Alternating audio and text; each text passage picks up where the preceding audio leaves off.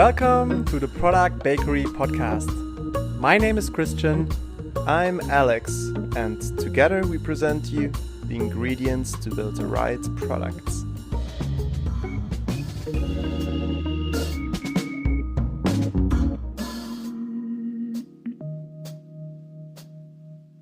Welcome, product peeps. We're back, and after the last short introduction of our comeback, today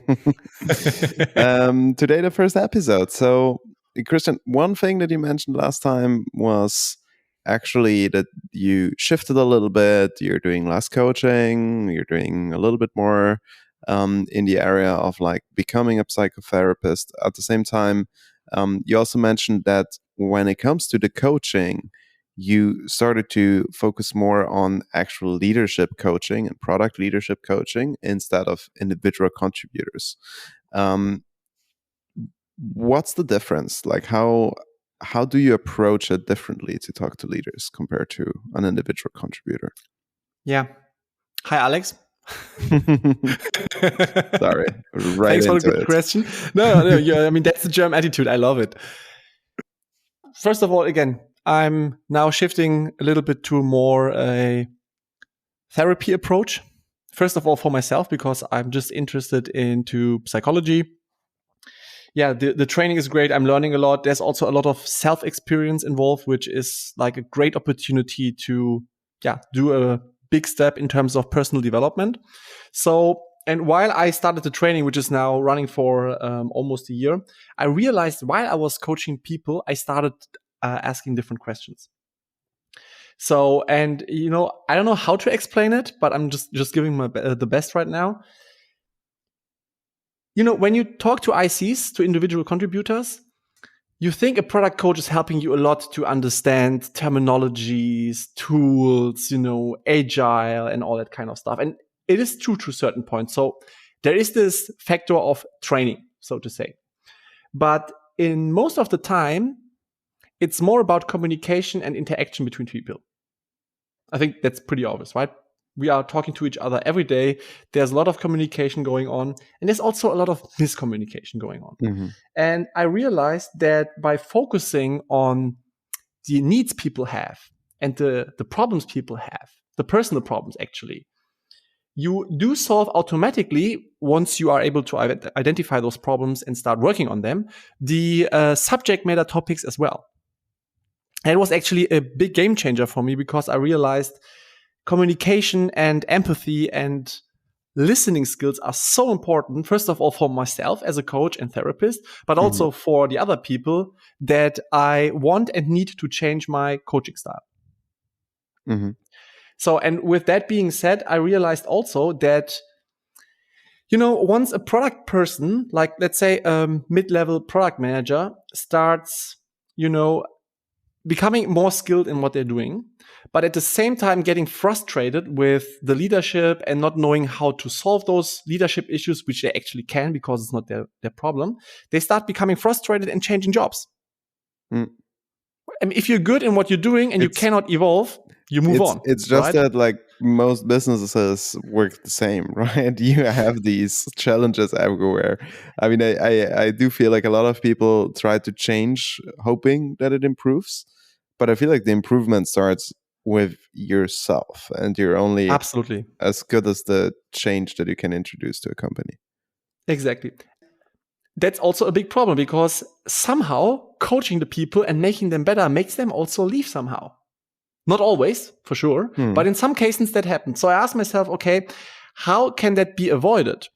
And I just realized by coaching, and I'm also very grateful because a couple of leaders reached out to me 6 months ago, and working with them and helping them to become good coaches too is a huge game changer because that involves automatically that the employees have more space to grow. There's a better communication going on in both directions, which means both parties can share their needs and their plans and their creativity. So, which leads to a better working together environment, so to say. But I'm also happy to hear how you approach it.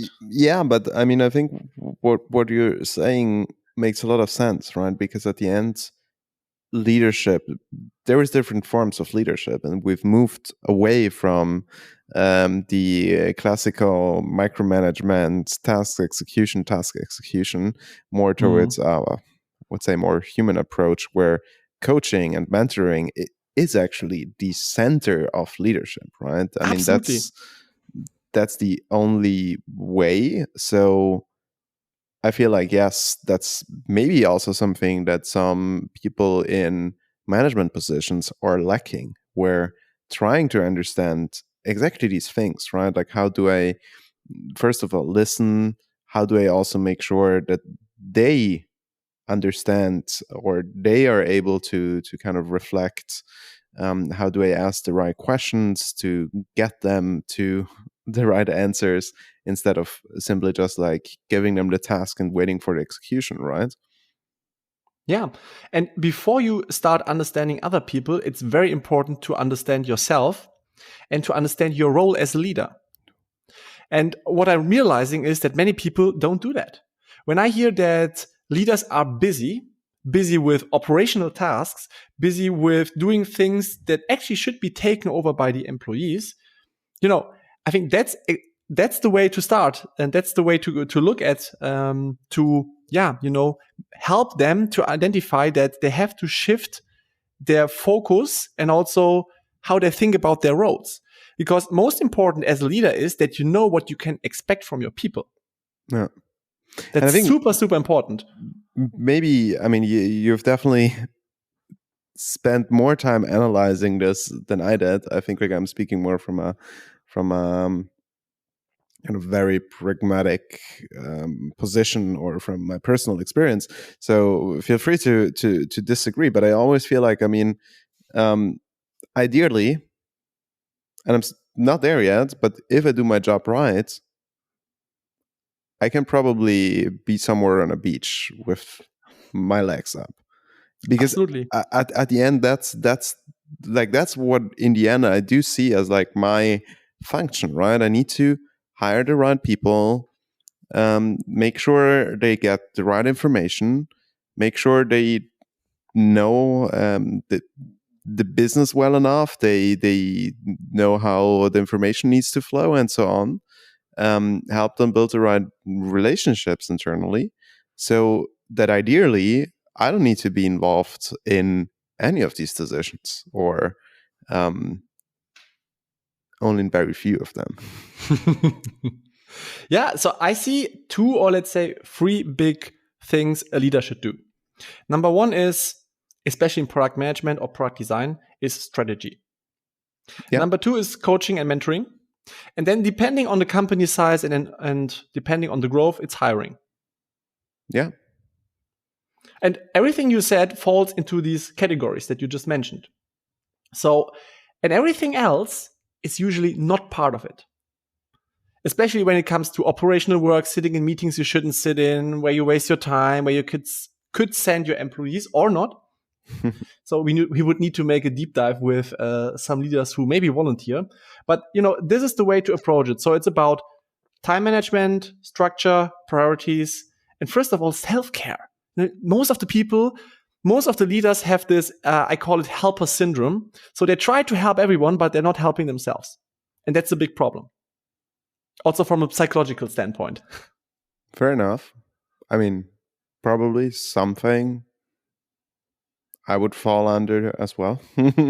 Well, I mean, as a leader, it's your role and your job to protect your team and to make them feel well, right?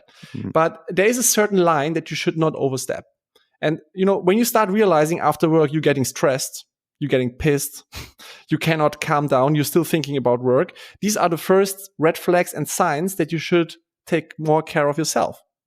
Because if you can't sleep because you are worried that your employees are not doing their work, or you need to micromanage them, or thousands of other examples, it's a sign that change is needed. And I'm pretty sure a lot of people would have that sign, or can relate to what you're just saying. I mean, I would probably too. Luckily, I have a very good sleep, so I know that. it's probably not because of my amazing self-care skills, but it's more related to the fact that the second I hit a bed, I sleep, and any alarm has a hard time to get me out. That's actually a product idea that we should discuss at one point on how to solve that. But like, I mean, if I would have that problem, and if I identify for myself that I am not taking enough care of myself, how would I go about this? Well, call Alex Lapunt. That doesn't work. It doesn't work. Okay, the joker is not needed. People ask me, I try to kind of tell them how it works for me, but it's I think it's just a personality thing. I mean, what I like is the reality check. The reality check in terms of facing the truth and asking yourself by going through your task. I mean, just open your calendar and ask yourself, do I really have to go to that meeting? Look at Slack and ask yourself, do I really have to do that task or whatever is requested by you from whomever? I mean, being honest to yourself. That doesn't mean that you immediately have to change it or to fix it. But the first step is to raise the awareness. What am I doing here? What's going on? I can't tell you the complete solution because it's an individual case. But first of all, raise the awareness on what is going on and be honest to yourself about it. And that's very hard, actually, because the truth hurts sometimes. It's like self-coaching, asking yourself the right questions. Kind of, yeah. Maybe we should do an extra episode about that. The questions you need to ask yourself. But I'm just wondering, because your team has grown a lot, up to 15 people. How do you manage to manage them and lead them? Well, so first of all, one thing that has always been very important to me, and that is kind of it's not really a philosophy because it's kind of best practice. I always try to have enough time for the team. Like, I would kill any other meeting just to make sure that I have regular touch points with everyone that is at least in my direct reporting line, right? So I mean, I've also been in different roles with a lot of like different reports and so on and so forth. So I've been seeing a lot of like different, and I've been trying a lot of different ways. And already the second you start like, oh yeah, let's have like bi-weekly, tri-weekly touch points, that's where things usually go sideways, because I feel like then there is so much time between one and the other touch points that you are not able to talk about things whenever they're relevant. You're not able to give like people the right amount of attention and so on and so forth. So I really try to have like these regular, even if it's short touch points every week with everyone, and make sure to have additional time to kind of see, okay, whenever we need to kind of take something into a longer conversation, or whenever we need to kind of work through something, right? Because sometimes that's also the case. And I think that's only possible by making sure that the organization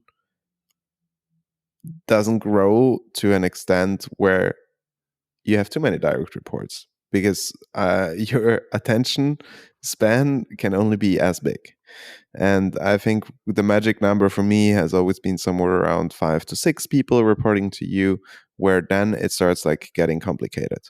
And I think this is where you need to start delegating also some of the reports, where you need to have like managers in place, where your work becomes more working with the managers, to setting them up for success, to giving them the tools to work like with their people, and they can have a smaller team and run that autonomously or with only the guidance that they need, right?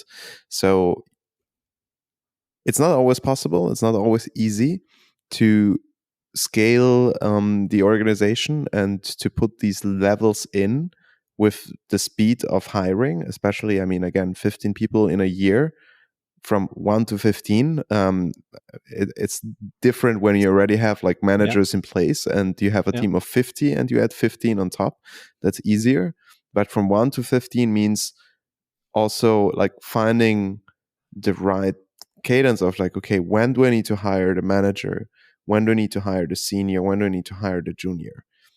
If you ask me now, if I look back at the last year, I probably should have hired managers earlier, because I got to a point where there have been too many people and I could see that I couldn't like really give them also the feedback that they maybe wanted to have at one point, because I didn't know enough about what's happening or what their issues are, or I didn't have enough conversations.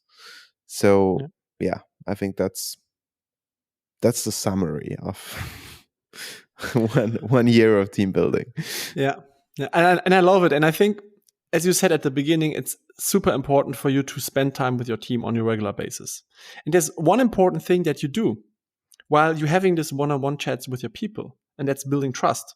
And building trust is essential for a good relationship, for a good work relationship, and also to engage with people and to help them grow and make them want to grow. Mm-hmm. And I mean, let's be honest, I think the good thing of how the market develops is that everyone wants to grow. I haven't seen in a while someone who was like happy being stuck in a specific position. And I'm sure there are people, and it's probably also connected to the way we try to hire and the way we generally try to find people who have a growth mentality. But most people that I've seen actually want to grow.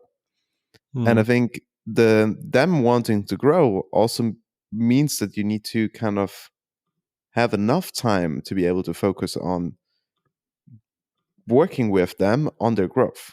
And I think this is probably where this coaching mindset for a manager comes in, because I feel like the best way to help someone is to actually see them struggle or see them in a specific situation where they have a problem and help them walk through that situation so that they can have the learnings, and that's how they grow and that's how they improve. Exactly. But you need to have a pretty strong framework also around this to give them the right steps. And maybe we can focus in the next episodes how to build such a framework for yourself in your work environment as a leader. I'm currently working on that, so yeah. So I think you are the best person to share that. Absolutely. But I feel like we can wrap it up for today. If you have any questions on leadership, on coaching, again, feel free to shoot them our way, and talk to you soon. Bye-bye.